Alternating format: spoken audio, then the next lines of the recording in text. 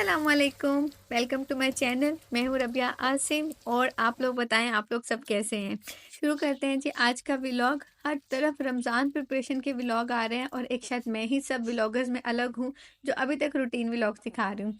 अच्छा, इस बार मेरा शुरू से प्लान था ही नहीं बहुत अर्ली अपनी रमज़ान प्रिपरेशन स्टार्ट करने का, क्योंकि एक ऑलरेडी आपने 1 महीना फ्रोज़न आइटम्स काफ़ी खाने हैं, तो बजाय इसके कि आप 2 हफ्ता पहले से सब कुछ फ्रीज करना शुरू कर दो।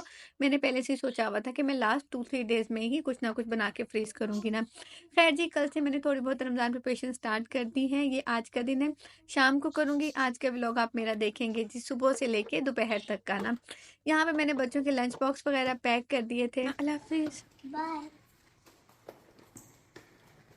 मारिया, अल्लाह हाफिज।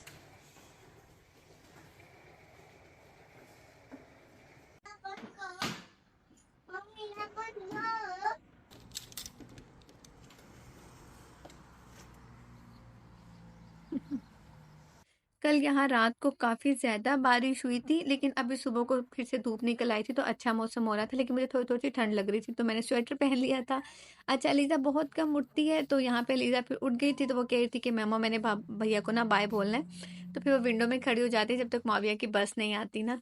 पर जी खैर, बच्चों के जाते ही सबसे पहला काम होता है जो उनकी इतनी प्यारी-प्यारी सी चीज़ें इधर-उधर पड़ी हुई होती हैं ना, उन्हें उठाना। बस जी, इसके बाद मैं फ़ौरन से कुछ भी काम वगैरह स्टार्ट नहीं करती, जस्ट थोड़ा बहुत बच्चों की चीज़ें इधर-उधर रख लेती हूँ। उसके बाद मैं थोड़ी देर बैठ गई थी, आराम से मोबाइल देखती हूँ जब तक मुझे लगता नहीं है कि मैं मेंटली प्रिपेयर हो गई हूँ काम करने के लिए। तो जी खैर, आज रात को कपड़े धोए हुए थे तो मैंने कहा कि सबसे पहला काम ये कर लेते हैं कि यहाँ से कपड़े उठा लेते हैं, ताकि कि फिर अलीज़ा ने भी खेलना होता है इधर-उधर, तो यहाँ पे उसके खेलने के लिए काफ़ी जगह बन जाती है ना। तो जी खैर, सबसे पहले कपड़ों को मैं हैंग कर दूँगी। लास्ट व्लॉग में आप लोगों ने देखा था कि मैं ग्रोसरी लेके आई थी सारी, तो फ्रिज और फ्रीज़र के आइटम तो मैंने उसी वक़्त रख दिए थे, लेकिन ये मैंने रख लिए थे। मैंने कहा कि चलो ये मैं कल सुबह आराम से करूँगी ना, तो मैंने कहा कि चलो पहले ये वाला काम भी कर लेती हूँ। इस वक़्त अलीज़ा बस अपने खेलने में बिज़ी हुई हुई थी ना, तो मैंने जल्दी-जल्दी से जी खैर सब दालों को अपनी-अपनी जगहों पे रख दिया।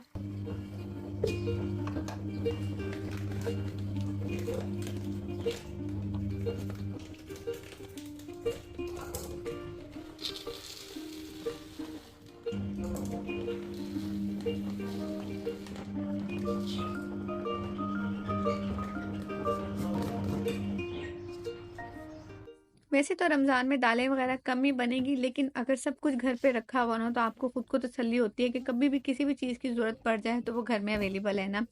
बची खैर, साथ में यहाँ पे ज़ीरा और सूखा धनिया लेके आई थी, तो मैंने कहा कि चलो उसको भी ना मैं थोड़ा सा रोस्ट करके और क्रश करके ही रख देती हूँ, ताकि फिर से अगर मैंने पैकेट रख दिए ना तो एक और काम फिर मेरा रहेगा ज़हन में कि ये काम मैंने भी करना है ना। धनिया और सूखा धनिया जो मैं लेके आई थी ना, उसको मैंने प्लेन वॉक में डालना है। आपने बस इसके पास ही खड़े रहना है और जब तक आपको लगे कि प्यारी सी खुशबू आने लग गई है और ज़रा सा आपको एक क्रंच की साउंड आना शुरू हो जाए ना, तो इसका मतलब है कि प्यारी सी इसकी भुनाई सी हो गई है, ये रोस्ट से हो गए। लेकिन पास ही खड़े रहिएगा क्योंकि जल भी बहुत जल्दी जाते हैं। फ़ौरन से पता चल जाता है कि अच्छा खैर ये थोड़े ज़्यादा रोस्ट हो गए हैं ना। रमज़ान की वजह से मैं ये थोड़े से ज़्यादा लेके आई थी, वरना मेरे नॉर्मल भी मैं इसी तरह करके ही रखती हूँ ना, ज़ीरे को और सूखे धनिये को ना। बस ये खैर, इसको रूम टेम्परेचर पे आने के लिए मैं रख दूँगी तकरीबन 1 से 2 घंटे के लिए ना।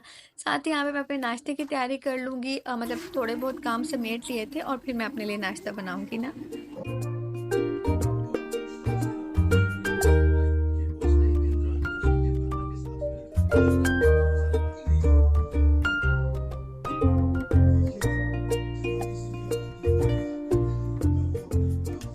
नाश्ता वगैरह करने के बाद मैं मोस्टली आराम से बैठी रहती हूँ और मोबाइल पे अपनी एडिटिंग करती रहती हूँ, क्योंकि आपको पता है नाश्ते के फ़ौरन बाद आपका दिल नहीं करता उठ के काम शाम करने को ना। तो मैंने काम शाम करने से पहले सोचा, मैं किचन में जाने लगी थी तो मैंने सोचा कि साथ में ना मुल्तानी मिट्टी लगा लेती हूँ अपने फेस पे। मैं कभी भी स्पेशल टाइम नहीं निकालती अपनी स्किन केयर वगैरह के लिए, हमेशा इसी तरह कोशिश करती हूँ कि काम के साथ साथ ही इन कामों को मैनेज करती रहूँ ना। बस ये खैर, मैंने मुल्तानी मिट्टी थी ना वो अर्के गुलाब में फिर मैंने उसको मिक्स कर लिया था और मैंने फेस पे उसको अप्लाई कर लिया था और उसके बाद मैं किचन में आ जाऊँगी। सबसे पहला काम मैं करूँगी कि ये जो अपना स्टोव टॉप है ना, इसको क्लीन कर लूँगी, ताकि कि फिर जो भी आपने कुकिंग शुकिंग करनी होती है वो फिर आपको पता होता है कि चलो ये काम आपने कर लिया है ना। वैसे भी आज मैंने आलू अंडे बनाने थे, तो मैं साथ साथ ही ना आलू बॉयल करने के लिए रख दूंगी। जितनी देर में किचन के बाकी काम सिमटेंगे तब तक आलू बॉयल हो चुके होंगे। तो जब भी सालन बनाना होगा, मतलब सालन मैंने भी खैर जरा 1-2 घंटे के बाद बनाना था, लेकिन चलें तब तक जो आलू उबले हुए होंगे, अंडे उबले हुए होंगे, तो मुझे सालन बनाने में मुश्किल नहीं होगी ना।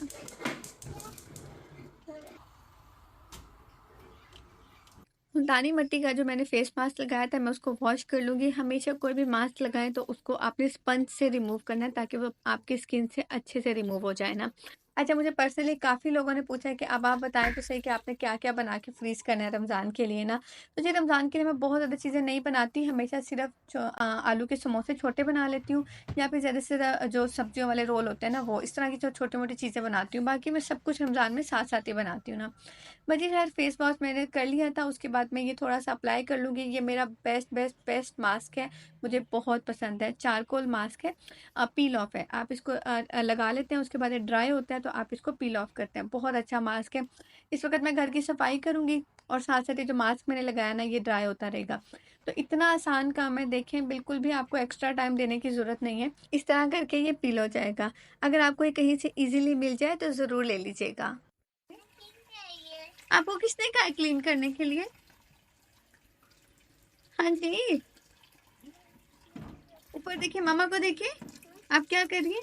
क्लीन कर रही हैं, और ये देखिए, ये इतनी चिकनी प्याली यहाँ रख दी है, कहती मैंने क्लीन की है।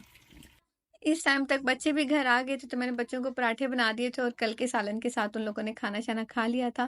साथ ही मैंने आलू अंडे बनाने की तैयारी कर ली थी। अच्छा, इस टाइम पे ना मैं मतलब साथ-साथ अगर किचन के काम कर रही होती हूँ ना, तो मैं इस टाइम पे साथ-साथ माविया को फिर कुरान पाक सुन लेती हूँ ना। शाम को इसके बाबा उसको सबक पढ़ाते हैं, तो मैंने सिर्फ़ इस टाइम पे उसका सारा पीछे से रिवाइज़ करवाना होता है ना। अच्छा, मैं शोरबे वाले सालन का मसाला हमेशा इस तरह बनाती हूँ कि सब कुछ मोटा-मोटा कटिंग कर लेती हूँ, प्याज़ का मैं कलर निकाल लेती हूँ अच्छे से, और फिर टमाटर, सब्ज़ मिर्चें, अदरक, लहसुन डाल के ना, मतलब अदरक लहसुन भी इस वक़्त पेस्ट नहीं बना हुआ, तो इनका अच्छे से मसाला बना लेती हूँ ना पहले। तो ना कल कौ कौसर मसाले को निकाल के मैं अच्छे से ग्राइंड कर लेती हूँ, और जो ये वही वाला ऑयल है, मतलब इसमें से मैंने प्याज और टमाटर वगैरह निकाल लिए, तो इसके अंदर थोड़ा सा जीरा डालेंगे, जीरे की 1 मिनट के लिए मैं भुनाई करूँगी, और मसाला जो मैंने ग्राइंड किया ना, वो वापस इसमें डाल दूँगी। साथ ही इसके अंदर जितने जो भी मसाले डालने हो, मोस्टली मैं सिर्फ बेसिक मसाला यूज़ करती हूँ, नमक, मिर्च, सूखा धनिया और हल्दी ना। जीरे का पाउडर डालना हो तो डाल लेती हूँ, लेकिन इस वक्त चूँकि मैंने जीरा वैसे ही साबुत डाल दिया था, तो फिर मैंने इस वक्त नहीं ऐड किया ना।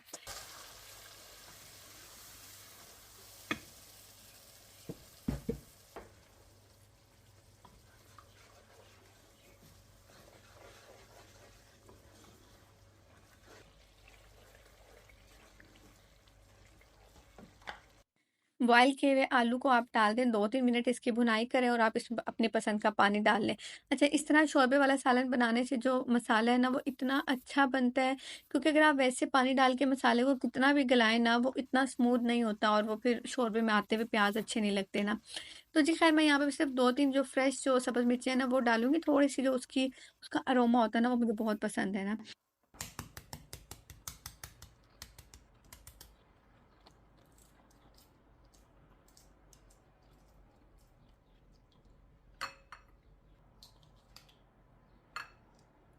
अच्छा, ये आटे का ख़्याल रखना भी बड़ा ही मुश्किल काम लगता है। कभी लगता है कि अच्छा, इस आटे में 2 रोटी बन जाएगी, मतलब सारे अंदाज़े लगाना बड़ा मुश्किल काम है। इस वक़्त 2-3 2-3 रोटी का आटा पड़ा हुआ था, लेकिन मैंने कहा कम ना रह जाए, मैंने फिर भी गूँध लिया। फिर भी एहतियातन मैंने यहाँ पे आटा गूँध लिया था, और बस सालन भी हो जाएगा रेडी। किचन साफ़-सुथरा, घर साफ़-सुथरा, अल्हम्दुलिल्लाह। इन बॉइल्ड एग्स को पकाने की तो ज़रूरत नहीं होती, लेकिन बस मैंने इनको शोरबे में डाल दिया था। इसके ऊपर मैं प्यारा-सा धनिया डाल दूँगी।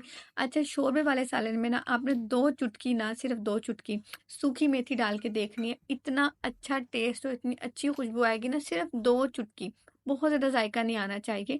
तो देखिए, सिर्फ़ 2 चुटकी मैं इसके अंदर डाल दूँगी जी कसूरी मेथी की, और अच्छा, मैं गरम मसाला मोस्टली नहीं डालती हूँ, अगर आपको गरम मसाला डालना है तो इस स्टेज पे आप गरम मसाला डाल के बंद कर दें, आपका प्यारा-सा शोरबे वाला सालन रेडी हो जाएगा ना।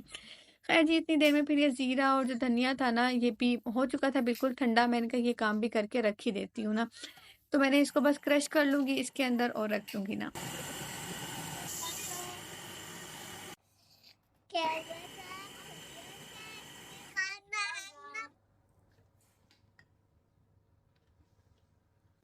ये मेरा लास्ट काम था, इसके बाद बस मैं बच्चों को सुलाने के लिए लिटा दूँगी तीनों को, थोड़ी-सी देर लिटा देती हूँ, घंटा 2 घंटा अगर वो सो लेते हैं ना, तो फिर शाम के लिए बिल्कुल फ्रेश हो जाते हैं। मोस्टली होमवर्क मैं उन्हें शाम को करवाती हूँ ना। आसिम घर आ गए थे, तो वो तंदूर से रोटी लेके आए थे, उन्होंने कहा कि मुझे इसको घी लगा दो, उनके लिए मैंने तंदूर की रोटी पे घी लगा दिया था, वो अपना खाना खा रहे थे। लेकिन इस वक़्त मेरा अपने लिए दिल कर रहा था मुझे नहीं पता आप अच्छा आप लोगों ने मुझे मैसेज करके, कमेंट करके ज़रूर बताना है कि आप लोग इसको क्या कहते हैं? हम लोग तो चूरी कहते हैं। कि जो रोटी होती है ना, आप लोग उसको शोरबे में अच्छे से मतलब छोटे-छोटे पीस करके डाल देना और फिर उसको डिप करके मतलब शोरबे में ही स्पून के साथ या फिर हाथ के साथ खाना है ना। तो मुझे कमेंट करके बताइएगा कि आप लोग इसको क्या कहते हैं ना? मैं तो इसको चूरी कहती हूँ ना। तो मेरा चूरी करके खाने को दिल कर रहा था। खाना वगैरह खा के मोस्टली मैं भी आराम कर लेती हूँ थोड़ी देर के लिए, फिर या तो असर पढ़ के लेट जाती हूँ या फिर असर के बाद लेट जाती हूँ थोड़ी देर के लिए। शाम की रूटीन मैं आपको दिखाऊँगी नेक्स्ट व्लॉग में, तब तक के लिए अल्लाह हाफ़िज़।